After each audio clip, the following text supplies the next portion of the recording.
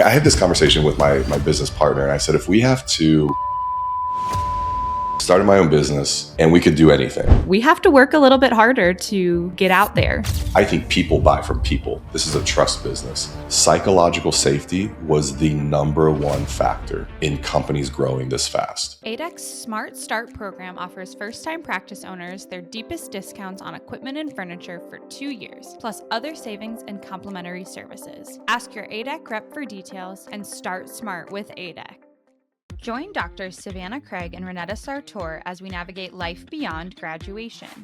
Real conversations about forging our own paths in our early years in our careers. There's a reason it's called practicing dentistry. All right, welcome back to another episode of Beyond Graduation. I'm Savanah Craig, and with me as always, Ronnetta Sartor. So another exciting episode with a very special guest. So we have Josh Scott from Studio 88 with us today. Josh, thanks for being here. And if you could give the listeners a little intro about yourself, we would appreciate it. Oh yeah, for sure. Thanks so much for having me on, guys. It's beautiful Saturday morning, got coffee, just talking to great people. So great way to start the weekend. Yeah, my name's Josh. I am the CEO, owner, Studio 88. We call ourselves dentistry's story-driven growth agency. And I've been in it this is actually starting our 13th year. So it's been a minute for sure. And something that honestly started as a hobby and then kind of grew into a boutique business. And to now we're one of the top agencies in the country. It's been a fun ride for sure. Awesome.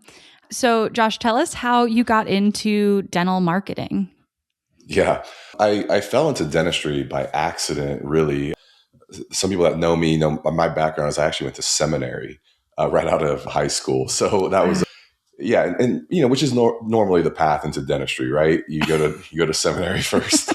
So I tell people from ministry to dentistry, that's how I got here. But fell in love with the space. I worked with a practice management group for over a decade and helped them build their CE events, became their marketing director, eventually started coaching and consulting clients, dentists on marketing, and fell in love with it. And so some point went out, did my own thing, and just decided, Savanah, we had this moment where I started my own business and we could do anything. It didn't have to just be dentistry. But at the same time, after that decade of being in it, I was like, man, I loved the space. I loved the people. You're coming alongside business owners that are trying to build their dream. And that's just such a fulfilling place to be of service and just great conservative people overall. Very good.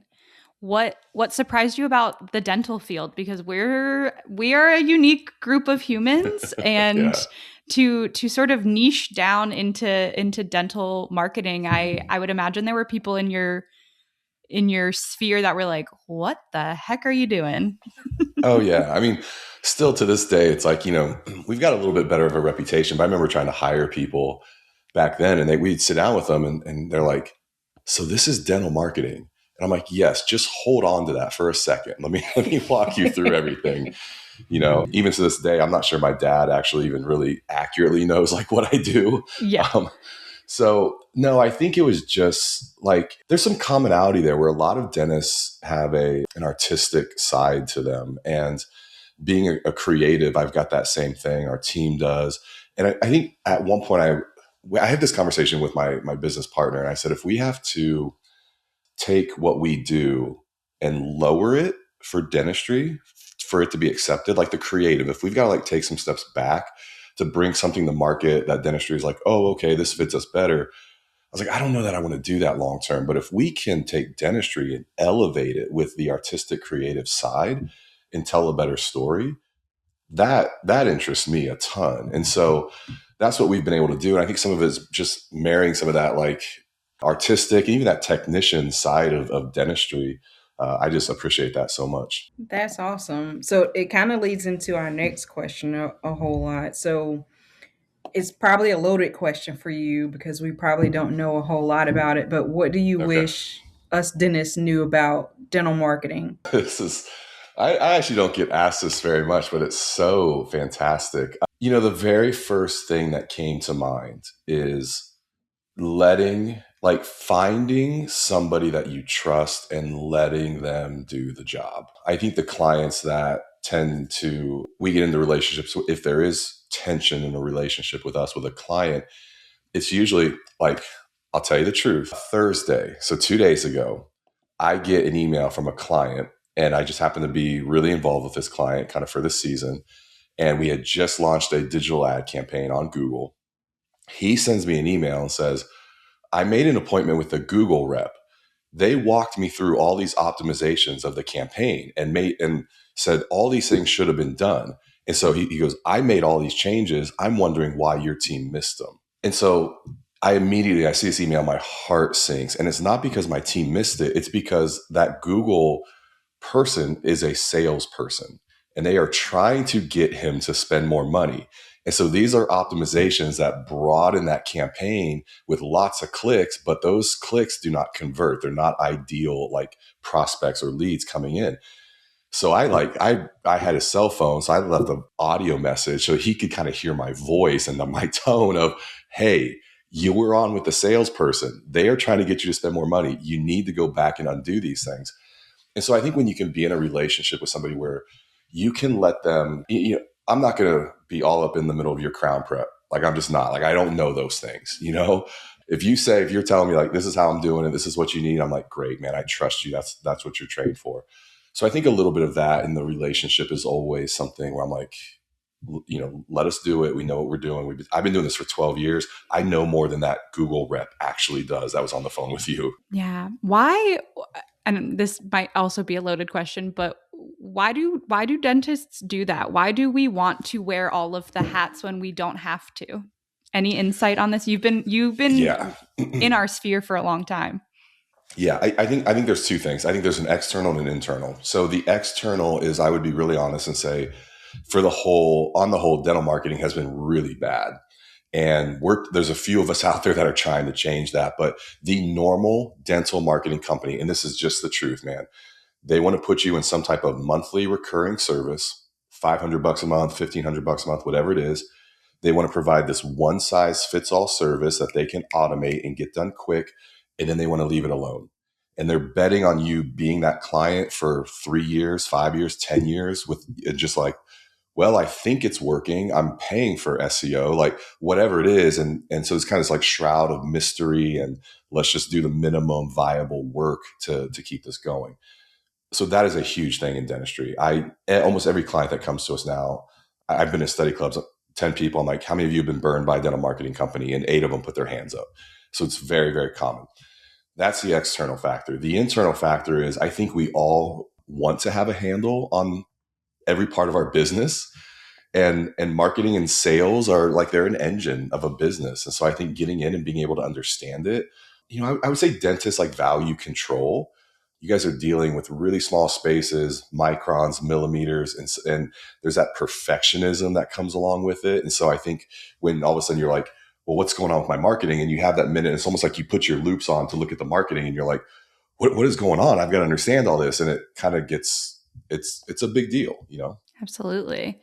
With that idea, how has marketing and the dental landscape changed in these last 10 years? Because I think Ronnetta and I joke all the time, like, wow, to be a dentist in the 80s and just like put a shingle up that says, I fix teeth, and nobody questions you, and everybody does exactly what you tell them. But now we have to work a little bit harder to get out there.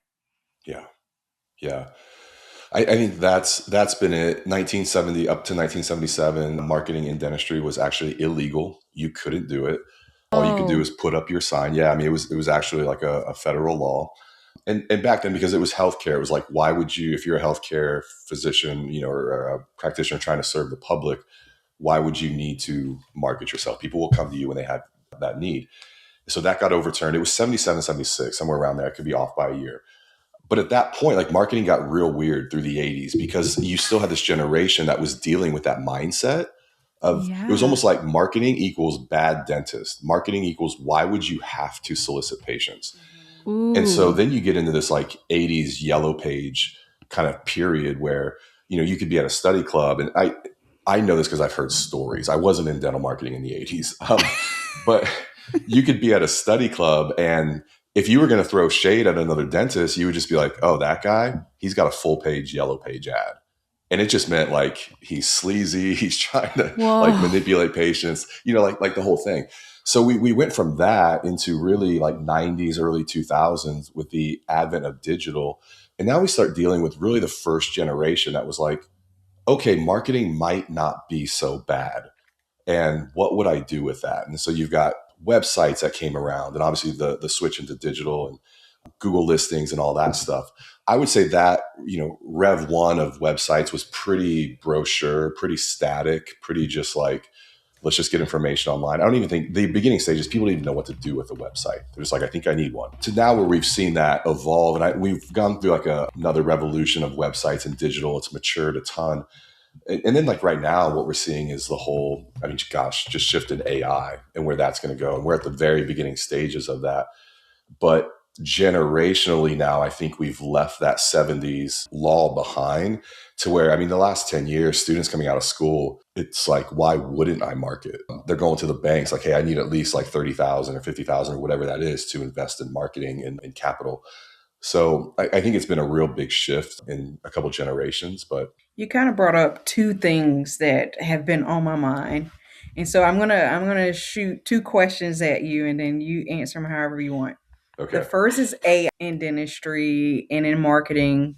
And what do you see in terms of the opportunities available to us because of it? And the next one, because you kind of mentioned it just then, is about marketing yourself as a dentist, say from even when you're in dental school, because at one point it was, not looked at in a good way to market, but now it's almost like before you even a practice owner, it's nice for you to have your brand already Yeah. built. So those are Yeah. my two questions that, Super Yeah. easy ones. I know. I yeah. know. Let me hit the second one first because you're 100% right. The evolution of marketing hasn't just gone to the practice. It's actually gone a step further into the personal brand space. And I'm a big proponent of it. People don't realize when we started Studio 88, we actually didn't even have a website for 3 years of starting the company. We actually started joshuascott.com and I just launched my social profile. And back then we kind of looked at it almost more of like a hobby and a boutique business. So I knew enough people in dentistry. I was like, I'm going to leverage my social media account. I'm going to leverage my own website because I think people buy from people. This is a trust business. And so we were 3 years into Studio 88 before we even built our own website. And I'd be on a call with people and they would say, so you build websites? I'm like, yes, but you don't have a website. Yes, that's right. And it was kind of, I don't know, back then it kind of felt like a flex, honestly, like, yeah, I don't have a website to show you, but if you trust me, like, let's go. And it's not the best way to do business, but back then that's just how we went with it. So, but I think starting with a personal brand in school, even building that brand apart from dentistry, I post stuff I'm a level 3 sommelier with wine. So I post stuff around that. I love sneakers. So I've got a sneaker collection. I post those things. I go to CrossFit to work out. So I make sure I even have hobbies and personal stuff, my family in there, because I just think people connect with it better. So I would say, yeah, that's a big thing. I encourage it. Who is coaching for? Is your schedule a nightmare? Or is there no one on your schedule? Are you working through lunch and you don't want to be? Are you staying late? Is your accounts receivable unbelievable? Do you even know what your accounts receivable is? If you said yes to any of these questions, Ignite DDS coaching might be for you. Please sure to mention that you heard it here on Beyond Graduation, and you'll get a free consultation with the Ignite team. DM us for more info. Same time, I know a lot of dentists are private and they're kind of like, I do not want to be on social media at all. And I get that and respect that. You just got to funnel that energy and that attention over to the practice. So piggybacking off of that before you move on to the AI question, how do we build that brand? Because I think there's this balance, right, where patients want to feel like they know you, but they also really don't want to know a lot about you because they still want to see you as their doctor. And yeah. I think it can be very, very unique to navigate that. And I feel for me, when I was in dental school, like dental student influencer pages were very, very new. And so I started one, and it was kind of like a shame thing for a while of like, who cares? I'm like, I don't know. I'm just seeing what happens. And then obviously cool stuff like this came out of it, where Yep. now we both spoke at an ASDA conference, and I came home and I had DMs from all these dental Yeah. student pages, and I was like, wow, it has changed so much. So how do you help a dentist build a brand? Because there's got to be this professional piece, but also this like authenticity Yeah. piece, and like walk that line. No, you're right. And I think probably the mindset I shifted was back when I started Studio 88 in 2014. I just decided my social platforms were going to be business first is probably the right way to say it. Like, I'm Yeah. going to use them for, this is a professional platform for me. Yeah. Now, I look at it like I am a very integrated whole human. So I don't have these hangups with like, well, I can only post business stuff and I have to have a separate account for personal. And I'm just like, I'm an integrated person, man. My business, my life, my family, it's all one channel for me. So I don't have a problem posting that stuff. But you're right. There are some lines there with personal. I have very clear rules. Like, I don't get into any politics on my channel at all. I knew that early on. Like, I serve so many clients with so many different opinions. Out of respect for all that, like, I'm not going to use it to polarize. So there are definitely, I think, some things you have to figure out and draw the line. But Savannah, I think you like really good point there is, does it impact your patient base and your community? Yes, absolutely. You're going to get a following there. But I think more than that is it develops opportunities out away from the chair. And if you have no aspiration for that, fine. Like, there's no judgment. But if you're like, man, I would love to podcast and speak and get to know people and go to conferences and network, there is not a better tool to help you build that than your social media platform. And patients are looking, because the other day, I didn't even tell you this, Savannah, but just chatting with a patient, and a patient turns to me and she's like, "You podcast?" I had this too. I don't know if we're getting pushed. Yeah, I don't know. It's getting on the For You page, but I had the same thing last week. But then, like, awkwardly, because, you never know where it's going, where the conversation's going. So I was like, yeah, I do. And she was like, that's so cool. Yeah. And I just never would have thought. No, and you'll realize, like, because we run into clients and they go, hey, my social media platform is more for other dentists. Like, I have 40,000 dentists following me. It's not so much for my patient base. But what patients, the narrative that they create in that is, oh my gosh, my dentist is well known across the country. My dentist teaches other dentists. My dentist has a pot. It's all those things of it. It builds credibility, professional credibility. Regardless of how silly that is. Like, oh, you must be a good dentist because you have a podcast. We know that is not true at all. But that is a narrative. It's a signal, and that's what patients tell themselves. That's a really interesting point, because I think I would have always thought it was the opposite, that they'd be like, oh, my dentist thinks they're so cool. But that's a really good point of like, we do see social media as this, I don't know, authority, if that's the right word, for better or for worse. But listen, anybody can buy a mic and start a podcast. Let us tell you. All right, now you got to answer the AI question, the harder one. Yeah, gosh, AI is, I would say it's a lot of fun right now. I'm using it a ton. Our team is using it internally, mostly not to do the marketing, but to help. We're actually leveraging a ton for just efficiencies in our processes. I gave every team a challenge this year to find 20% inefficiency within your team. And a lot of that's around AI. Like, what processes and steps can we eliminate?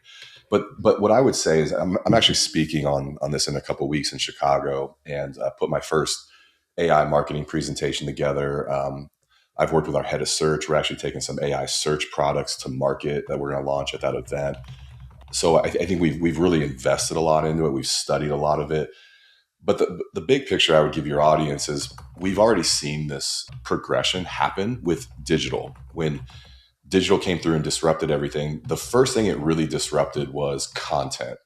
If you think of digital cameras, all of a sudden, instead of now physical film and taking it to get developed, we all had these digital cameras and we're just snapping photos. We had back then it was like a Flickr account, or these things where we were like putting like, what do we do with all these photos now that we have them? And that then disrupted really the search space is what happened next. So Google comes along, it disrupts the yellow pages. Once search gets disrupted, now we've got eyeballs on a whole new platform that disrupts digital ads. So now that we've got Google, and Google's like, hey, we got to make some money. Let's put ads up. This is where everybody has attention. Then it became the biggest ads platform in the country. And then that type of attention and buying power and money tends to shape social media of like, okay, how are we sharing all these pieces? And so if we walk through AI as the same progression, like we know it's already disrupted content. LLMs, even AI photography, video, the stuff we're producing, whether it's document. I mean, I feel like people are producing documents and more thought pieces at a higher articles at a higher level. Photos are definitely getting there. You got some strange stuff still happening. Videos, I would say they're not quite, but I mean, give it a year, it's going to be crazy. We already saw it disrupt that. What we're seeing it now is disrupt search. I mean, ChatGPT and Gemini and some of these platforms are really starting to gain some traction. Although I think the last stat I heard is they're still less than 20% of traffic. Once AI gets the majority of searches happening, there's going to be a whole different ads platform. So who knows what that's going to look like. And then I think at some point, probably in the next 5 years, I think social media is really going to change. The AI algorithms are using that way more to pull information from for searches. And so I actually think social media is going to take on more importance with dental practices here in the next 5 to 10 years. We're already seeing clients go, oh, we need at least like 4 posts a week because AI is like pulling from this now, right? And it's like, yep. And even videos, like, I mean, a lot of the content, I mean, Reels and TikToks, like that type of format is huge, playing a huge factor in AI searches. So now not even like, so the practices who were like, have been sleeping on social media, just even posting photos, I'm like, that's fine. But really now we're talking about how are you producing Reels and TikTok, like small short form video, even YouTube shorts. Like that's Google's platform, Gemini, is going to pull their return information from YouTube shorts. Like that's all their ecosphere. So they will absolutely make sure that's a huge factor. So the practices who are like, man, we're not even posting photos well. I'm like, well, this is where technology leaps over you because that's almost like baseline. Now we've got to talk about short form video content. So you're saying like, for example, when you search dentist near me and, you know, your first searches are my office because we love Mike, but he's a SEO guy. It won't be the websites that show up anymore. It will be Reels at some point. Is that how that would look? Well, so what I would argue is I would back up and say people aren't going to search like that anymore. If they are searching dentist near me, it's probably still a traditional Google search in a Google browser. What I think is going to happen is they're going to be on AI and be like, hey, I'm looking for a dentist. They could be within 10 to 12 miles from me, but my son has some issues and I want to make sure, or my son is autistic and I want to make sure that this pediatric doctor has experience with autism. So you're going to talk to AI models like that because we know they understand nuance. And we do this already. We're starting to mess with them. Like if I say something like this, what do they give me back? And if I can really dump what's in my head in there. So then all of a sudden, yeah, you get this reel that pops up and it's a female pediatric dentist that's talking about how they treat autistic patients. And all of a sudden that parent's like, okay, they're 15 miles away. So that's going to be a 45-minute drive for me to get out there, but I'm sold because they answered my question. So I think it's going to work like that. Some of it's happening already, Savanah, because probably right before Christmas, because I've been playing around with using our editor that we have here for my practice. And he's been creating shorts for me using some AI stuff. But in December, we had a patient and we always asked them, you know, how'd you find us? And they went on Chat GPT and said, dentist near me that helps with emergencies. And they said we popped up as number one. And we were just trying to figure out how, but I think it's smart enough now to kind of pull from everywhere you are on social media, like Josh was saying. Yeah. Well, and the thing is too, like, we call this social media. I really think one of the next big evolutions it's with that, really a better term for it is interest media. And what I mean by that is if you've opened up Instagram recently, like it used to be your friends in chronological order, right? And you could just scroll through them and be like, oh, that was yesterday with them. And now I'm like, I don't even see my friends as much anymore. It's serving me the things I'm interested in. And this was what happened with TikTok. This was what was revolutionary with them and their algorithm was they were the first ones that departed from that. Is we are going to recommend stuff to you and show it to you because we at the end of the day they think it keeps you on the platform longer. So now so if you think about that from the other side of it, these algorithms are trying to find quality content to match their audience and bring them together. So I put out a lot of business leadership stuff, a lot of marketing, ownership. I probably have 2 reels, TikToks a week that go out. And I know I'm well, if I put out really great business ownership content, those platforms are going to go, well, who's looking for that? And then they're going to start showing me to a whole new audience. So there's actually these platforms, if you think about it, they're actually actively trying to market for you. You just have to put out good content. So yeah, if every week you're putting out something that talks about emergencies and how we treat emergencies and we're geared for that, and we built the office that way, and because I had this experience when I was a child and the dentist stepped into my life and impacted me, and you're producing content like that all the time. As soon as somebody's looking for emergencies, that algorithm is oh, this dentist talks about it all the time, and they match them up. That's crazy. I feel like I'm still a boomer over here on Google. Holy cow. Yeah, that's what's happening. One of the things, go ahead, Savanah. No, you go ahead. I'm just mind blown over here. I was going to say, one of the things that Savanah and I have always admired about you is your love for your team and your love for business and helping leaders become better leaders. Can you speak more to your passion for that? Yeah. I at the end of the day, we've got what drives me. I love dentistry. I'm super thankful we're in this space. What drives me as a person, my personal fulfillment is leading a team of creatives. I tell them sometimes we just happen to be running dentistry through that, but we probably could have run anything through that, but we decided that was going to be our focus. But so on the outside, it's we want to be the best in the country at dental marketing. That's really our flag in the ground is we feel like we're the top agency. We're out to prove that, take that, be that. Internally, what drives all of us is, man, we get to work with a highly talented team of creatives. And I love that aspect of it. I think that's actually what I'm really, really good at the end of the day is knowing how to create an environment where creatives feel safe and where they can do their best work. A lot of times we forget the act of creativity is probably one of the most important acts of courage that we get to bring to the world every day, every week. And it's a little bit of I see this different.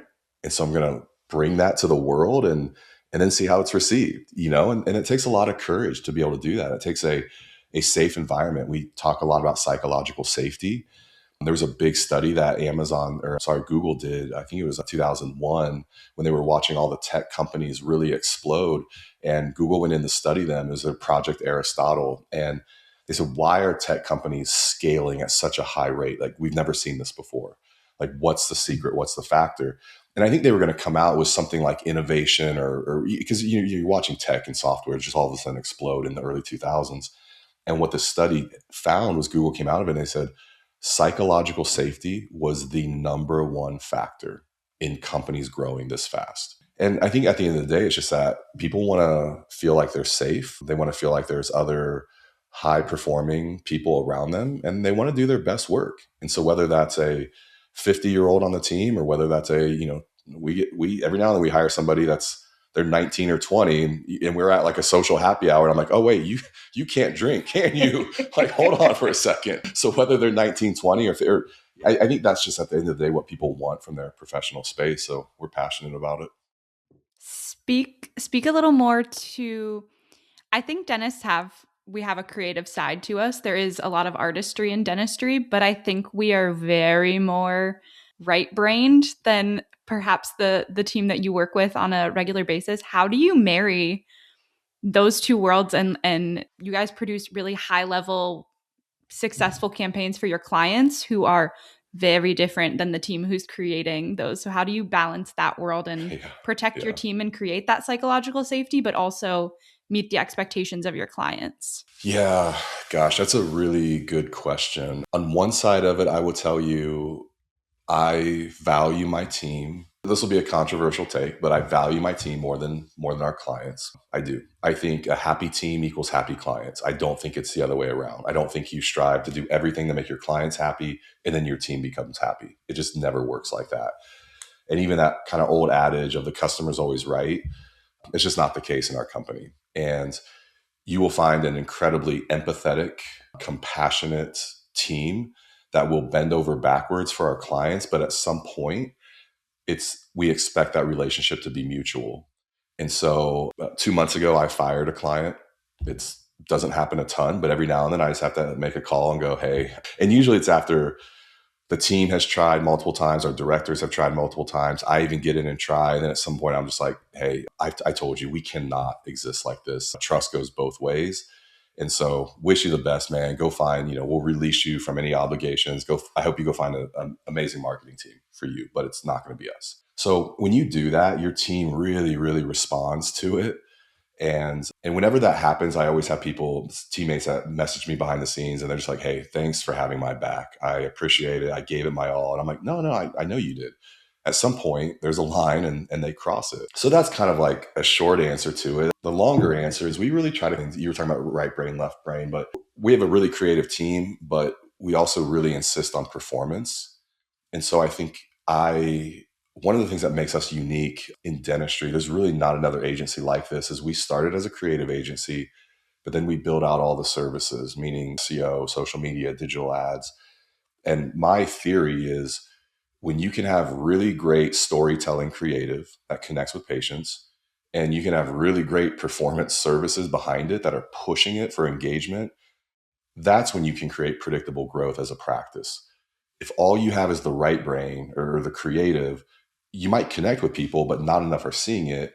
And if all you're doing is pushing SEO and ads, but there's no connection point, people aren't going to stick with that either. So it's really the combination of that right brain, left brain, creative and performance coming together is kind of what makes us unique. Can you speak more to like your leadership journey? Because Ronnetta and I are self-help book junkies, podcast junkies, all the things about trying to be better leaders, better people. And I saw your reel the other day about firing this client, and it really spoke to me because I do believe in protecting my team, and we're not always the best fit for a patient.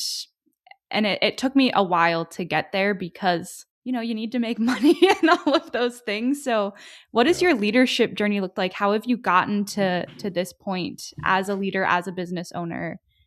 What resources and things would you recommend? Yeah, gosh, lots of books. You can see here with my bookshelf. If you're seeing a book, it's been read for sure. I have my like up next pile over here, but I read a lot, and a lot of it's business, a lot of it's leadership. Leadership is a weird journey, man, because I don't know. I could look back at some points now and go like, oh, I think that was really a turning point for me, the mentality of becoming a leader. But I don't know that there's never this like finish line that you cross or this checkpoint or this door you open or somebody gives you a certificate. Now you're a leader. Good job. There's nothing concrete like that. It's an evolution. And I think so much of it is really, it's not as technical. It's an evolution of, and the building of the soft skills and the empathy and the diplomacy and the apologizing and the confidence and the strength and things that we don't think about from developing a professional skill set. But the people that have worked on those typically tend to rise to the top as leaders. I'll tell you right now, every year or every so often, I get challenged because as our company grows, it demands different things of me as a leader. And so you have these transitions where you're like, oh, this season's different. Like, what skill set do I need to get through this? And a couple of things right now top of mind for me is I kind of have this whole concept of peace through strength. And I think strong leaders really bring peace to their organizations, to their environments.